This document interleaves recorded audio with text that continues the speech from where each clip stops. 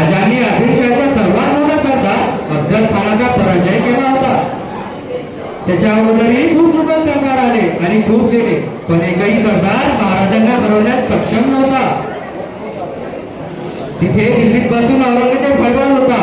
त्याला कळत नव्हते काय करावे आणि काय नाही. 1660 दिल्लीत औरंगजेब, बेगम आणि शाहिस्तेखान छत्रपती शिवाजी महाराजांच्या पराक्रमांनी ग्रस्त. त्यांना पराजित कसे करावे याची योजना करत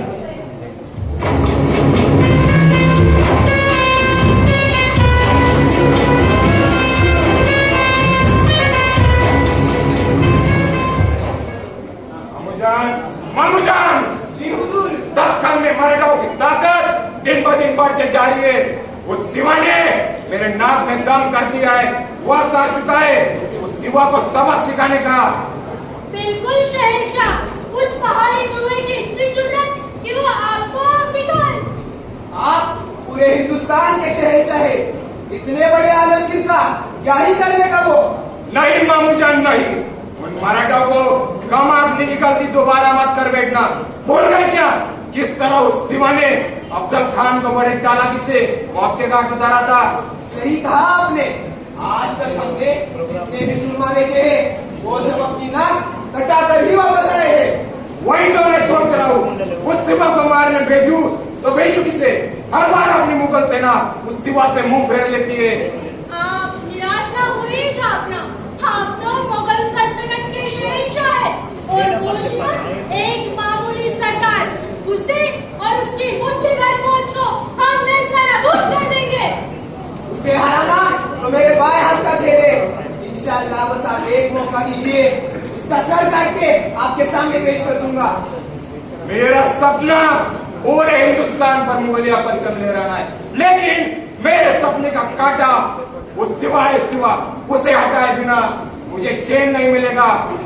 जहापना आप चिंता ना कीजिए. जहाँ तक आपकी नजर जाएगी उस सारी जमीन पर मुगल सल्तनत की ही हुकूमत होगी. इंशाअल्लाह जैसे हाथी चींटी को कुचल देता है ना, ठीक उसी तरह हम भी उन काफिरों को कुचल देंगे. जाओ शाहिस्तेखान, तुम्हें जितने गोला बारूद चाहिए ना ले जाओ, लेकिन याद रखना बदले में मुझे वो सिवा चाहिए. सिवा. जी हुजूर. इंशाअल्लाह फतेह हमारी ही होगी. फुलवंती आणि मीराबाई या बहिर्जी नाईक यांच्या गुंडेल होत्या. त्यांनी मुघलांच्या छावणीत राहून शाहिस्तेखानाची सगळी माहिती काढली.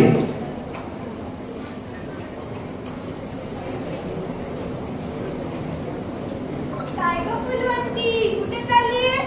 कुठे नाही ग, काम होतं इथं. तूच सांग कसं सुरू आहे. अगं फुलवंती, काय सांगू तुला, आपल्या स्वराज्याला जुनू कुणाची नजरच लागली आहे. पहिले ते सिद्धी जो अनेक पन्हाळ्याला वेढा घातला आणि आता शाहिस्त्या नुसता अत्याचार करते प्रजेवर. खाण्यापिण्याचे देखील बांधे झालेत आमचे. एवढं बोलायला नेमकं झालं तरी काय. अगं शेतकऱ्यांची शेती उद्ध्वस्त केली आहे त्याने. आई बहिणींची अभिव लुटतोय. माणसाला तर सोडच, त्या जनावराला देखील सोडलं आहे त्याने. या शाहिस्त्याला त्याची जागा दाखवणं गरजेचं आहे आणि हे काम फक्त आपलं राजच करू शकतात. बरोबर बोलतीस फुलवंती. आपले राजे आहेतच पराक्रमी. त्या अफजल खानासारखा बलाढ्य सरदार त्यांच्या समोर टिकला नाही तर हा शाहिस्त्या कोण आहे नेहमी लक्षात ठेव फुलवंती. आपले राजे आपले स्वराज्याचे रक्षक आहेत. ते कधीही आपल्या स्वराज्यावरती संकटाचे काळढग येऊ देणार नाही. हो खरंय तुझं, होईल सगळं ठीक, नको काळजी करू. बरोबर बोलतीस फुलवंती. आई जगदंबेच्या कृपेने सगळं नीट होऊ दे. नुसत्या पाठमार ते सांगितलं होतं ना ते काम केलंय का. हा झालंय ना. आपण आपल्या कामात चोख आहे. खरा हा नकाशा काही कामाचा नाही. चालू दे तुमचं फुलवंती. येते मी. असं कसं कामाचं नाही. शिवनाजी देशपांडे यांनी बनवलं आहे. बघा जरा तिथं सगळं बदललंय आता. म्या राहते ना लाल महालात. मला माहिती का त्यांना माहिती. म्हणजे आता येऊ नकाशा काय कामाचं नाही व्हय. एवढी समधी कष्ट केली ती का मातीत गेली का. नाही म्हणून हा नवीन नकाशा बनवलाय. पण ह्यात फक्त अर्ध्याच महालाचा नकाशा आहे. चालतंय, बाकी तर मी बघतो. मला आता सदरेवर जायचंय. कवा धरण सांगत्या का एकदा मला पण राजांचं दर्शन घडवा. पण तुम्ही काही बोलतच नाही. असं चल मग उद्याला जातोय गडावर. चला. औरंगजेबची ही गोष्ट बैजींनी ऐकली आणि ते राजांकडे रवाना झाले. पन्हाळ्यावरून सुटका करून महाराज पुण्यात परतले. सगळे सरकार राजांच्या येण्याच्या खुशीत होते. आता बघूया बैजी नाही ती खबर राजांपर्यंत कशी पोहोचवतात. काय सुभेदार, आम्हाला कळालं, फारच मोठा मिळाला आपण. काय पंत, ते तर नेहमीच आहे आपलं. राव साहेब, राजे अजून आले नाहीत दरबारात.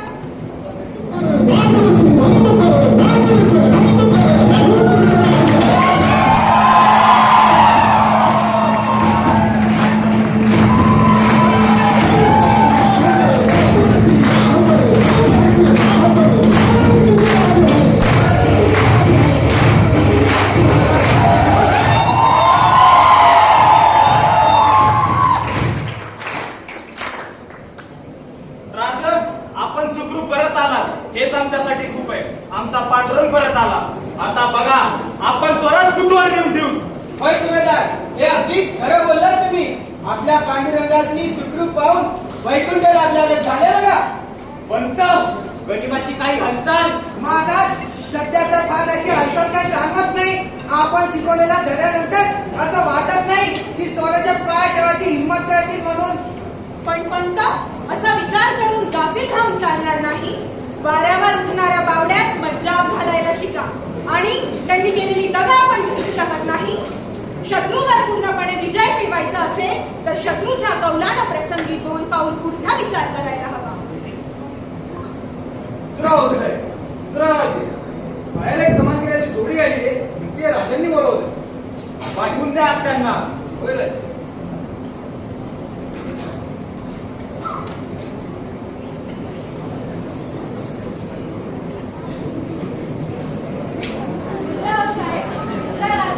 काय रे, तुमचं काय काम राजांकडं?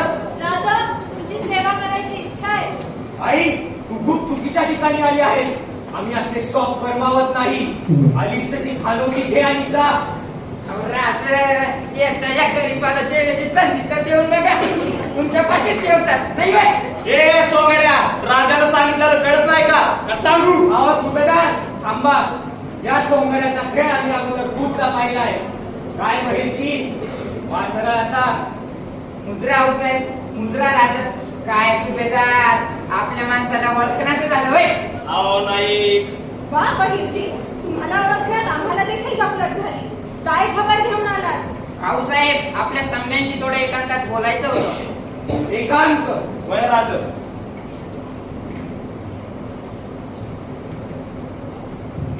नाही, एवढ्या तातडीने आपण इथे आलात.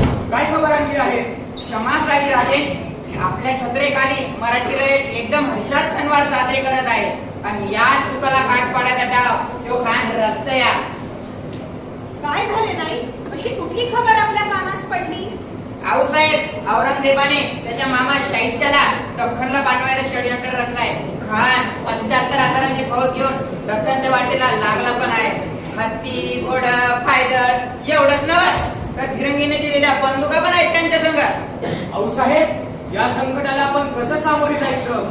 हो शिवबा, कितीही फौज असू द्या त्या शाहिस्ते खानाकडे, तो आपल्या घमंडाच्या भरात एक ना एक संधी नक्कीच सोडेल आणि आपल्याला त्याच संधीचं सोनं करायचं आहे. आऊसाहेब अगदी बरोबर बोलताय. खान खूप रागीट आहे, घमंडी आहे आणि याच रागाच्या भरात तो काय ना काय चूक तर नक्कीच करल. ठीक आहे, मग बघूया वाट. घेऊ त्याच्या शाहिस्त्याला. पण राज, आपण त्या खानाला आपल्यापर्यंत येऊ द्यायचं? बहिरजी, त्या खानाने आपल्या रयतेवर केलेला अत्याचार आपण विसरू शकत नाही. शिवबा, खान दिल्लीला परत जाता कामा नये. त्या खानाची कबर आपल्याला स्वराज्यातच खोदायची आहे की याच्या पुढे कुठल्या गणिमाने स्वराज्यात पाय ठेवायचा विचार जरी केला तर खानाची अवस्था पाहून शत्रूचा थरकाप उडायला हवा. जी आऊसाहेब. शाहिस्ता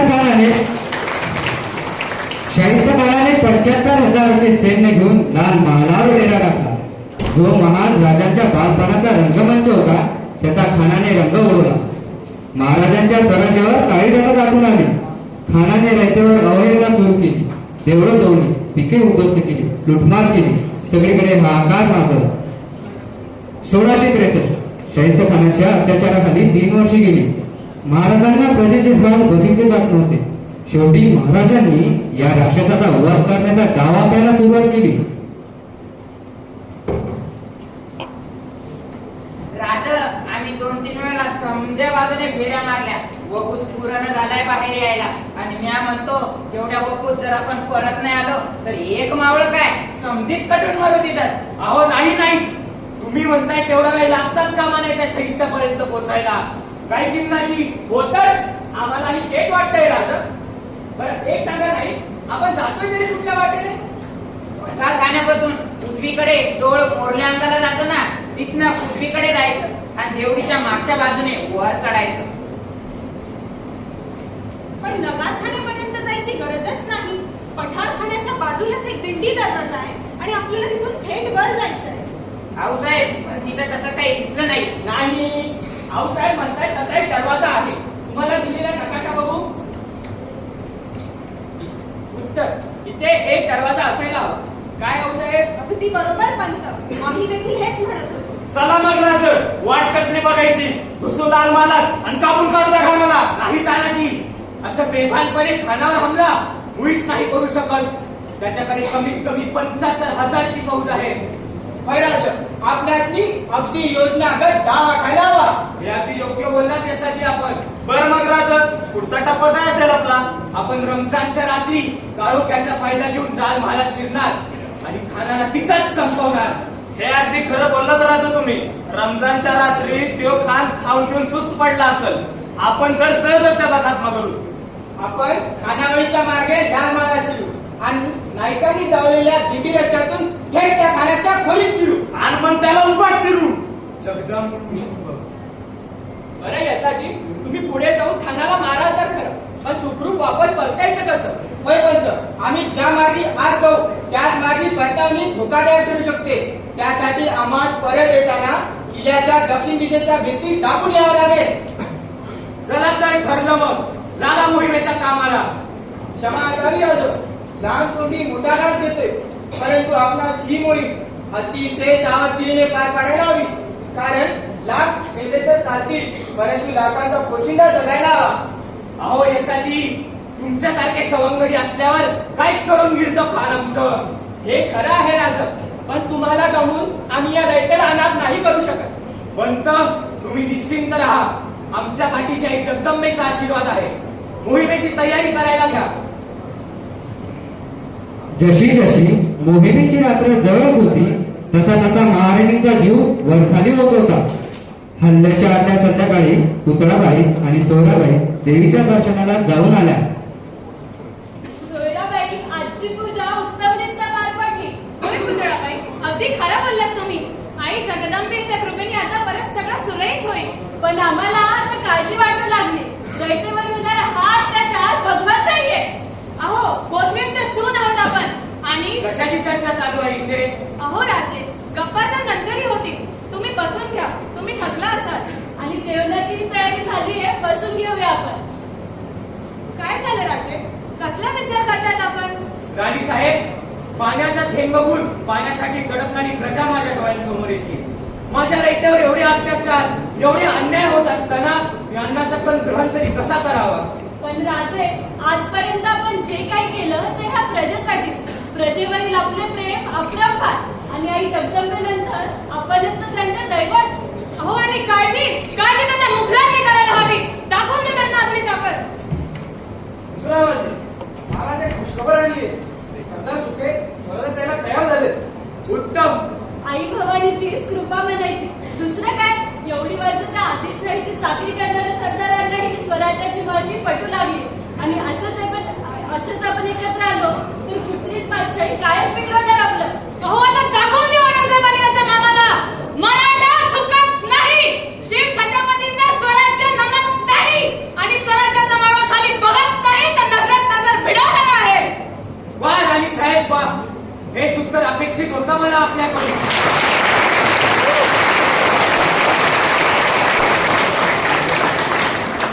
आपला आणि आऊसाहेबांचा हाच विश्वास तर आमचा खंबीर पाठिंबा ठरत आला आहे.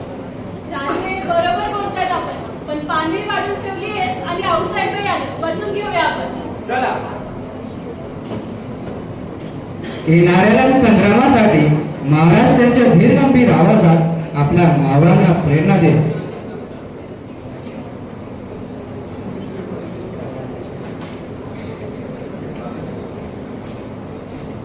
खऱ्यांनो, काही वेळातच सूर्यनारायण अष्टाला जातील. अंधार होईल, काळोखा बसवेल. पण या अंधारात तुमच्या तलवारीचा पिसा लागला कमी पडू देऊ नका. आजची ही रात्र इतिहासाच्या ताकद सोनेच्या अक्षरात कोंडण्यात येईल. माझ्या जीवाचे जीवलगांनो, ज्या मराठी मातेच्या किंकाळा तुम्हाला ऐकू येत आहे, नीट कान देऊन ऐका. आपली ही माता रडतीये, आक्रोश करतीये, म्हणती अरे माझ्या पोरांनो, तुम्ही सगळे इथे असताना तो शैस्त खान, तो वैर्य माझ्या खातारावर पाठवून खळताय नाचतोय. अरे काय करताय तुम्ही साहेब? अख्ख्या जगाला हे दाखवायची वेळ आली आहे. आमची मर्यादा आता संपली. आम्ही थेट घुसणार आणि कणिक कापणार. अरे जगलो जिंकलो तर आपल्या कीर्तीचे पवाडे कानोकानी ऐकू येतील. आणि जर कटून मिळवला तर पावावरून स्वर्गात जाऊ. अरे जे होईल ते होईल. पण आजची रात्र कडेंनो, आजची ही रात्र आपल्या प्राणापेक्षा प्रिय आपला तो भगवा थेट त्या सैस्ताच्या छाताडात येऊन गाडायचा. हर हर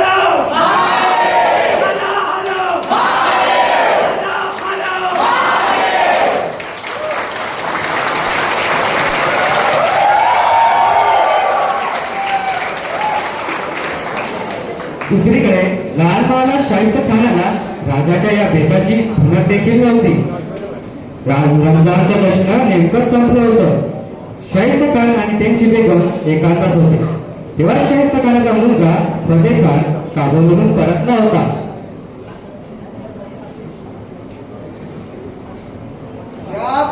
क्या करूं? इस शिवानी तो मेरी रातों की नींद आराम करती है. ये मराठा मेरी उम्मीद से ज्यादा दलील निकले. आप इतने गमगीन ना होइए, होगा कुछ ना कुछ. एक भी सरदार काम का नहीं है. सबके सब शिकस्त रहे उस पहाड़ी चूहे से. न जाने क्या ताकत है उस शिवा में, जो अल्लाह की जीत का सेहरा उसी के सर बांध देता है. हमने तो सुना है वो शिवा कोई जादू टोना जानता है, दीवारों से आ जा सकता है.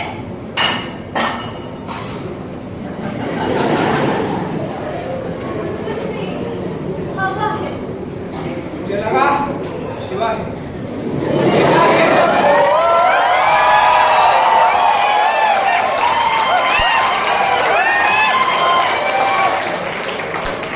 बेकार ये सब, सारी की सारी अफवाहें हैं.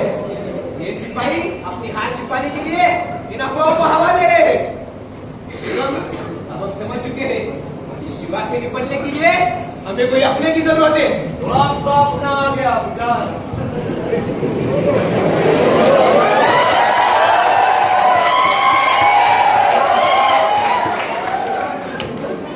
खान, शामाने दीदार, बहुत नाम कमा कर आए हो. अब तुम्हारे आने से हमारी ताकत और बढ़ गई है. जी बिल्कुल सही कहा आपने. अबूजान, अब आप चिंता न कीजिए. वो अफगान का शहंशाह हमारे सामने टिक नहीं पाया तो ये मामूली सा सेवा क्या चीज है. सही कहा तुमने. अभी शिवा को इस नाबूद होने से कोई नहीं बचा सकता. आमीन. सुम्मा आमीन.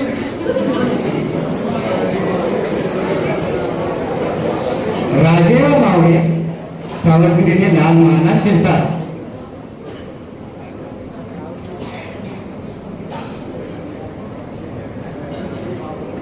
चला राज, घुसू पटकन आणि कापून टाकू त्या खानाला. नाही सुभेदार, आपणासनी नायकांच्या इशाऱ्याची वाट पाहायला हवी. असं भेटून तर बरे आज चिन्ह जीवावर भेटू शकतं. राजा आज जरा का टपले राजा आणि एक तेव्हा शांत होईल जेव्हा मी त्या खानाचे तुकडे तुकडे करून जमिनीवरच फेकून दे. याच्यासाठी मी माझ्या रक्ताच्या शेवटच्या थेंबापर्यंत लढायला तयार आहे.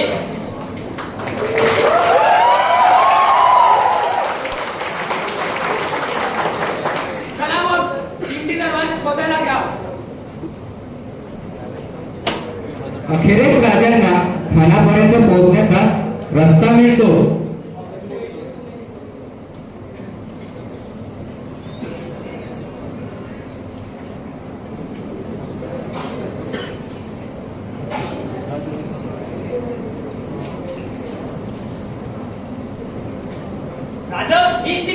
की खाण्याने हिंदी दरवाजा जुमत बांधली आहे.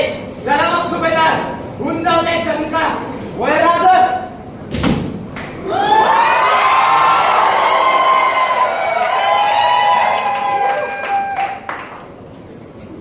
काय सुभेदार, आपल्या माणसाला कवा तरी ओळखता.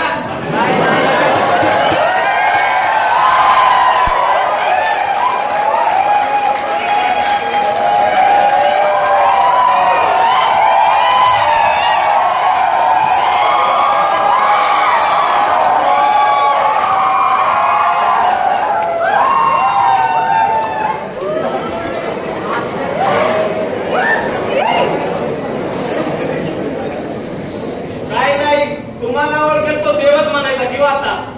राजन, आपण आला आता एकाची वाजंत्री वाजून टाकू यांचे. आम्ही मोर होतो, आपण या मार्गाने वाटचाल करावी. ठीक आहे नाही.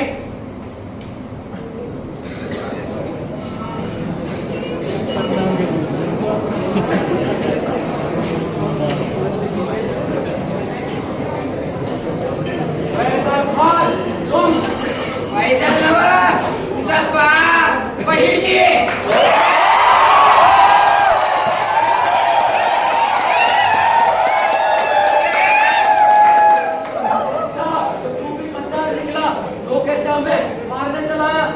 अरे अल्लाह को तो खौफ कर लेता, ऐसा फरामोश. अरे दगा बालासनी दगा करून मारणं याला जनिमी खावा म्हणतात. आता बोलत बसू नका, चल ये.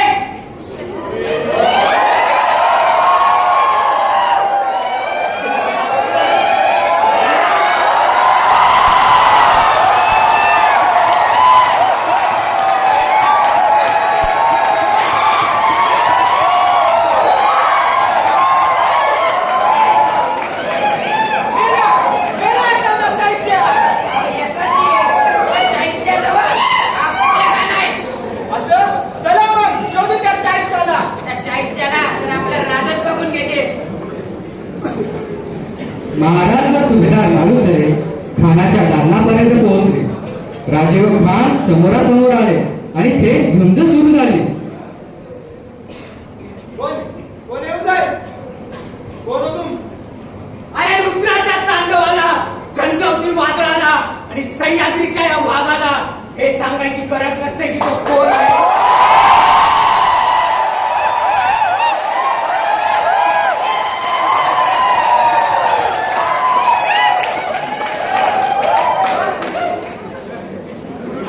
पट्टी म्हणायचे याला. सायन्सला अरे बाय माणसा मागे काय लपतोय. अरे ना मरता बाय माणसा मागे काय लपतोय. मराठ्यांची तलवार स्त्रीवर चालत नाही. हे शिवरायांचं राज्य आहे. इथं स्त्री रक्षणासाठी तलवारी उपसल्या जातात आणि गरज पडली तर अपमान करण्याची शिरं उडवली जातात.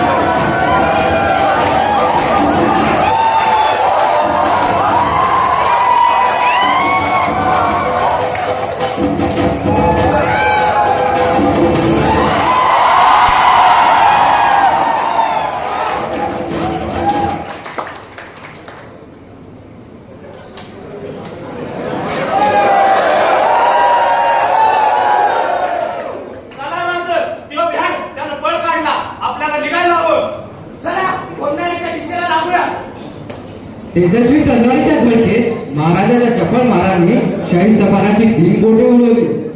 हा संघर्ष फक्त धैर्याचा नव्हता तर चातुर्याचाही उत्कृष्ट प्रदर्शन होता. या धाडसी लढाईने मुघल साम्राज्याच्या प्रतिष्ठेला धक्का दिला. मराठ्याच्या स्वराज्याच्या स्वप्नाला नवचैतन्य प्राप्त झालं. महाराज कोंढाण्यावरून रायगडी परतले, जिथे त्यांचे व त्यांच्या मावळांचे जल्लोषाने स्वागत करण्यात आले. साहेब, आतापर्यंत राजांनी वापस यायला हवं होतं. होय साहेब, आतापर्यंत राजांनी परत यायला हवं होतं. हो, स्वराज्याच्या राणी साहेब आहात आपण. जरा धीर असू द्या. राजे लवकरच परततील. राजे आणि सुभेदार मालुसरे गडावर सुखरूप पोहोचले आहेत. आई जगदंबेच्या कृपेने सगळं सुरळीत पार पडलं बघा. पुतळाबाई औक्षणास ताट तयार करा. होय आऊसाहेब.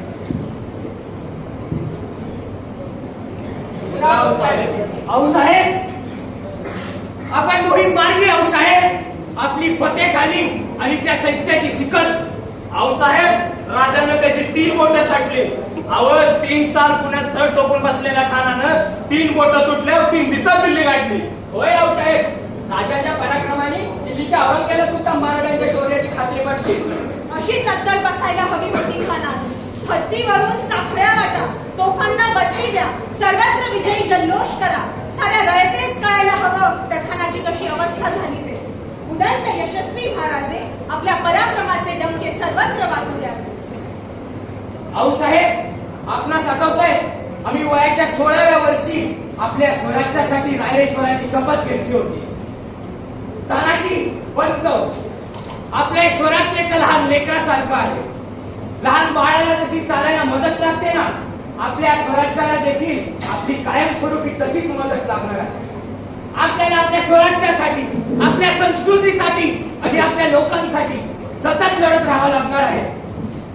आपल्याला सोबत मिळून अजून खूप मोहिमा पार पाडायच्या आहेत. अजून अनेक गड जिंकायचे आहेत. आज आम्ही जे काही आहोत ते फक्त तुमच्यासारख्या सवंगड्यांमुळे, राणी साहेबांच्या विश्वासामुळे, आऊसाहेबांच्या आशीर्वादामुळे आणि सगळ्यात महत्वाचं म्हणजे आपल्या रयतेच्या प्रेमामुळे आपण आज फार अवघड अशी मोहीम पार पाडली.